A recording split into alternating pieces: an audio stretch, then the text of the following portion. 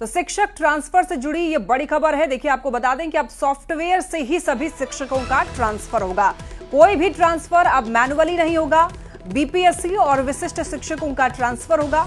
देखिए, पहले फेज का इसी महीने 30 जनवरी तक लिस्ट जारी करने का लक्ष्य है और सभी जिलों से बारी बारी से विभाग को ऑनलाइन रिक्तियां मिल रही है। कल शाम तक ट्रांसफर को लेकर के शेड्यूल जारी होगा और फरवरी में दूसरे या तीसरे या फिर चौथे फेज का सॉफ्टवेयर से ही ट्रांसफर होगा।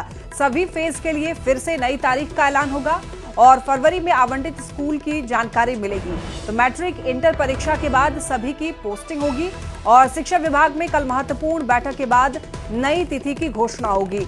और अब तक सिर्फ 35 कैंसर पीड़ित का ट्रांसफर हुआ है। सॉफ्टवेयर में डाटा फीड करने का काम शुरू हो चुका है। और ज्यादा जानकारी के लिए न्यूज 18 संवाददाता रजनीश हमारे साथ जुड़ रहे हैं। रजनीश, देखिए, ट्रांसफर पोस्टिंग को लेकर खबर मिल रही है कि अब सॉफ्टवेयर के जरिए होगा, पूरी जानकारी दीजिए।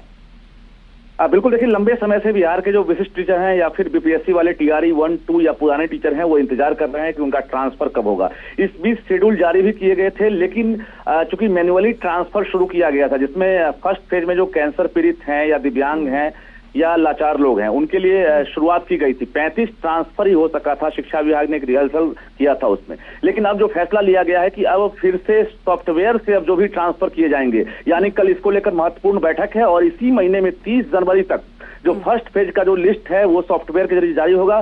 जबकि बाकी जो रिक्तियां हैं कई जिले से मांगी गई है, वो रिक्तियां जो है धीरे धीरे ऑनलाइन ई शिक्षा कोष से डीओ भेज रहे हैं। उसके आधार पर जो डेट है वो जारी किया जाएगा। माना यह जा रहा है कि फरवरी महीने में तमाम जो विशिष्ट टीचर हैं या बीपीएससी टीआरई 1, 2 पुराने वाले हैं, फेज वाइज उनका ट्रांसफर होगा। हालांकि स्कूल की जानकारी दे दी जाएगी, लेकिन पोस्टिंग उनका मैट्रिक और इंटर एग्जाम के बाद किया जाएगा। ये कहीं ना कहीं लक्ष्य रखा गया है। फिलहाल जो बड़ी जानकारी यही मिल रही है कि जो सॉफ्टवेयर से ट्रांसफर होने की बात है उसका ट्रायल भी शुरू हो गया है और उसमें डेटा फीड करने का काम शुरू हो चुका है। कल एसीएस डॉक्टर एस सिद्धार्थ बैठक करेंगे तमाम अधिकारियों के साथ। उसके बाद ये कल नई तिथि का ऐलान करेंगे, जिसके बाद जानकारी मिलेगी कि first phase, second phase, third phase and fourth phase का ट्रांसफर कब तक होगा। जो लक्ष्य रखा गया उसकी जानकारी कल जो है तमाम शिक्षकों को मिल जाएगी। लक्ष्मी, लेकिन रजनीश, क्या फर्क है मैनुअली और सॉफ्टवेयर के जरिए जो ट्रांसफर किया जाएगा? क्या इसमें कुछ बदलाव रहेगा या फिर किन किन बातों का इसमें ध्यान रखा जाएगा?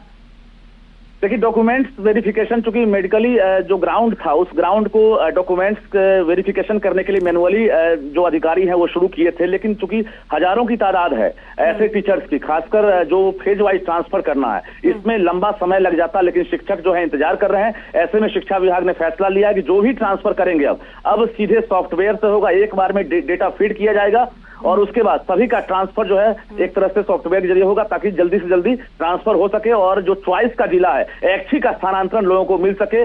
और कहीं ना कहीं जो 300-400 किलोमीटर दूर वाले जो शिक्षक हैं जिन्होंने अप्लाई किया है, उनकी जो एक तरह से कहीं ना कहीं चिंता है कि अब ट्रांसफर कब होगा, उनके लिए कल सूचना मिल जाएगी कि आपका ट्रांसफर का डेट क्या होगा और कब से शिक्षा विभाग आपको स्कूल आवंटित करेगा। लक्ष्मी, चलिए, ठीक है, बहुत धन्यवाद आपका इन तमाम जानकारियों के लिए रजनीश। यानी कि पैमाना वही रहेगा, लेकिन जो मोड है वो अब सॉफ्टवेयर के जरिए होगा।